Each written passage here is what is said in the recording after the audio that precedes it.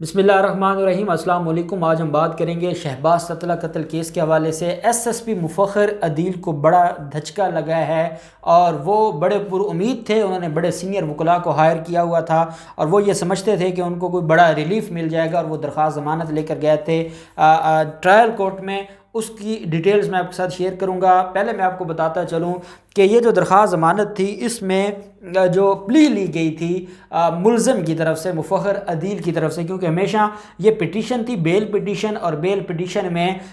پہلے جو آرگومنٹس کرتے ہیں وہ پٹیشنر کرتا ہے، اور اس کے بعد جو اس میں رسپونڈنٹس ہیں، چاہے وہ سرکار ہے یا مدعی ہے۔ مدعی اس میں شہباز ستلہ کا بھائی ہے جو مدعی ہے اس کیس کے اندر۔ تو جو آرگومنٹس کیے گئے ایس ایس پی مفخر عدیل ان کی طرف سے، اعظم لطیف ایڈوکیٹ صاحب عدالت میں پیش ہوئے اور انہوں نے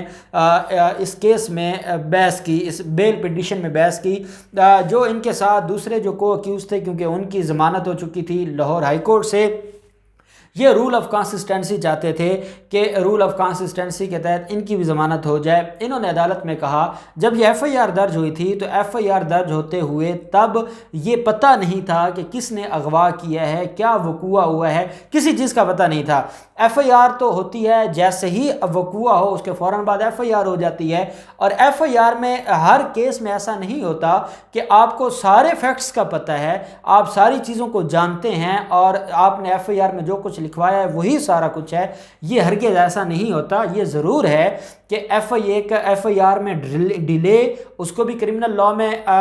جو بڑا نقصان دہ ہوتا ہے وہ مدعی کے لیے، اور پھر جو تتمہ بیان ہے، جو سپلیمنٹری سٹیٹمنٹ ہے جس میں اصل حقائق کو لکھا جاتا ہے، تو اس میں بھی مختلف پوائنٹ آف ویو ہے۔ اس کو یہ بھی کہا جاتا ہے کہ وہ ایف آئی آر کا حصہ نہیں ہے، لیکن الٹیمیٹلی تتمہ بیان میں مدعی نے اگر کسی کو نامزد کیا تو اس کی بنیاد پر کارروائیاں بھی ہوتی ہیں۔ اب اس میں کیا ہوا، ایف آئی آر ہوتی ہے، اور جب شہباز ستلہ کا مرڈر ہو رہا ہے تب شہباز ستلہ کا ذکر ہی کوئی نہیں تھا، ایس ایس پی مفخر عدیل کا ذکر تھا، اور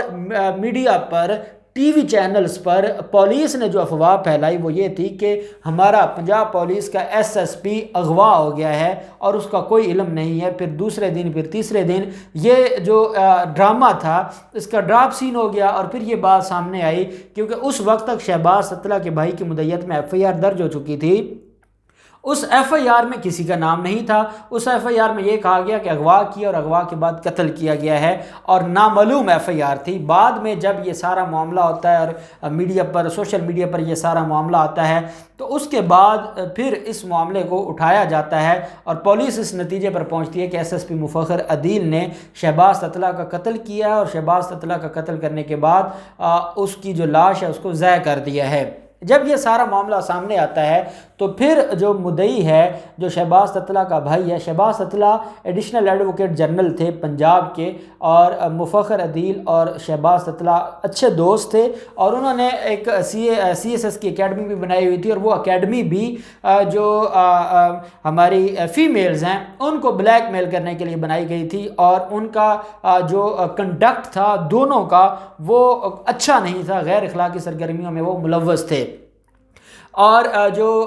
شہباز ستلہ ہے ان کے بارے میں ایس ایس پی مفخر عدیل نے جب پولیس کو گرفتار ہوئے تھے تو پہلا بیان یہ دیا تھا کہ شہباز ستلہ کے میری وائف کے ساتھ کوئی ناجائز تعلقات ہے، جس کی بنیاد پر میں نے یہ غیرت کے نام پہ قتل کیا۔ پھر اب تو وہ مکر گیا، اب تو وہ کہتا ہے کہ میں نے قتل کیے ہی نہیں، اب جس وقت اس کا سٹانس ہے۔ اب اس میں انہوں نے یہ کہا عدالت میں، جب یہ ساری چیزیں سامنے آئیں تو سپلیمنٹری سٹیٹمنٹ میں مدعی نے جا کر عدالت کو بتایا کہ اس طرح اس شخص کے ساتھ مل کر پہلے جو شہباز ستلہ اس کو اغوا کیا گیا، اغوا کرنے کے بعد اس کو قتل کیا گیا، قتل کرنے کے بعد اس کی جو لاش ہے اس کو تیزاب میں ضائع کیا گیا اور وہ محلول کر کے سیوریج میں بہا دی گئی۔ یہ تتمہ بیان لکھوایا۔ جب پٹیشنر نے بحث کی تو پٹیشنر نے عدالت میں یہ بحث کی، ان کے وکیل نے، کہ جناب جب کوئی شخص ایف آئی آر میں نامینیٹ نہ ہو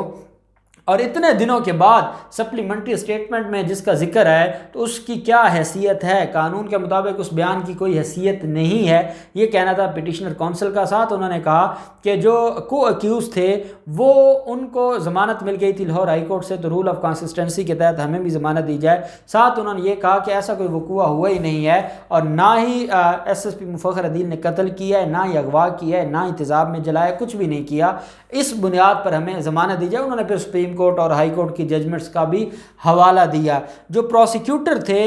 خاور محبوب ملک صاحب، جو اسٹیٹ کو اور سرکار کو ریپریزنٹ کر رہے تھے، انہوں نے جو ان کے خلاف جو چارج شیٹ ہے یا جو ان کے خلاف جو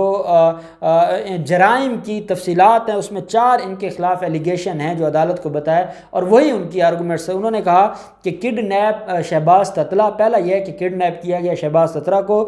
پھر اس کو مرڈر کیا گیا، شہباز تتلہ کا مرڈر یہ دوسرا جرم ہے اس ایس ایس پی مفخر عدیل کا۔ پہلے اغوا، پھر قتل کیا گیا، پھر اس کی جو ڈیڈ باڈی ہے اس کو تیزاب میں پھینکا گیا اور تیزاب میں اس کو محلول کیا گیا، اور چوتھا ایلیگیشن یہ ہے کہ شواہد اور ثبوت کو ختم کرنے کے لیے ڈیڈ باڈی کو سیوریج میں پھینکا گیا۔ یہ پلی لی جو اسٹیٹ کونسل تھے انہوں نے عدالت میں، اور عدالت سے کہا کہ جناب جس شخص نے اتنا ظلم کیا ہے اور اس نے ایک غلط کام نہیں کیا، اس نے پہلے اغوا کیا، یہ الگ جرم ہے، پھر اس نے قتل کیا، یہ الگ جرم ہے، پھر اس نے اس کی باڈی کو تیزاب میں پھینکا ہے، یہ الگ جرم ہے، پھر اس نے اس کو سیوریج لائن میں ضائع کر دیا، یہ الگ جرم ہے۔ 4 بڑے جرائم جو کہ نان بیلیبل ہیں، جو پروہیبٹری کلاز میں فال کرتے ہیں، جب یہ کسی کے خلاف ہوں، اور یہ وقوع ایسا تھا کیونکہ یہ جو ہے وہ ایک بڑا مرڈر کیس تھا، اس میں ایک ایس ایس پی انوالو تھا اور ایک ایس ایس پی اور پولیس کا سینئر افسر انوالو تھا، تو یہ مقدمہ اگر دیر سے فائل ہوا، دائر کیا گیا، یا اس میں جو تتمہ بیان ہے، سپلیمنٹری اسٹیٹمنٹ ہے، وہ بعد میں دی گئی، تو صرف ان بنیادوں پر ملزم کو ریلیف نہیں دیا جا سکتا۔ اور جس ملزم کی لاہور ہائی کورٹ سے ضمانت ہوئی، اس ملزم کا جو رول ہے وہ الگ تھا، اس ملزم کا مرکزی رول ہے، یہ مرکزی ملزم ہے، مرکزی ملزم کی ضمانت منظور نہیں ہونی چاہیے۔ عدالت کو بتایا کہ اب تک 10 گواہان کی گواہی عدالت میں ہو چکی ہے، جس میں سے 3 گواہوں پر، پرائیویٹ گواہوں پر جو ملزم کے وکلاء ہیں وہ جرا بھی کر چکے ہیں۔ تو اس کا مطلب یہ ہے کہ ٹرائل نہ صرف شروع ہو چکا ہے بلکہ ٹرائل اچھا خاصا اس میں ڈیولپمنٹ ہو چکی ہے۔ اب ایسے مرحلے میں ملزم کو ضمانت دینا بالکل غیر قانونی ہوگا، اور ملزم کو کی جو ضمانت ہے اس کو خارج کیا جائے۔ عدالت نے ملزم کی جو ضمانت تھی اس کو خارج کر دیا تھا 20 مارچ کو، جس کا فیصلہ آج جاری ہوا ہے۔ یہ تفصیلی فیصلہ ہے جس میں ساری ڈیٹیلز عدالت نے دی، اور عدالت نے کہا ہے کہ جو ملزم کا کنڈکٹ ہے، جس طریقے سے ملزم نے بے دردی سے قتل کیا ہے، اغوا کیا ہے، یہ جو چھوٹی چھوٹی باتیں ہیں کہ سپلیمنٹری اسٹیٹمنٹ میں ان کو نامزد کیا ہے یا کو اکیوز کو ہائی کورٹ سے بیل ملی ہے، یہ ساری چیزیں جو اس وقت نہیں دیکھی جا سکتی، یہ ایویڈنس کی چیزیں ہیں۔ اہم بات یہ ہے کہ ملزم کے خلاف مٹیریل بھی موجود ہے، ملزم کے خلاف صفحہ مثل پہ ثبوت بھی موجود ہیں، پھر ملزم کے خلاف جو ایویڈنس ہے وہ بھی 10 گواہان ہو چکے ہیں، جن میں سے 3 پر جرا ہو چکی ہے۔ ایسے حالات میں ملزم کی ضمانت منظور نہیں کی جا سکتی، اور عدالت نے ان کی درخواست کو مسترد کرتے ہوئے 10 اپریل کو مزید گواہوں کو طلب کر لیا ہے۔ ایڈیشنل سیشن جج ہیں لاہور کے، انہوں نے مفخر عدیل کیس میں مزید گواہوں کو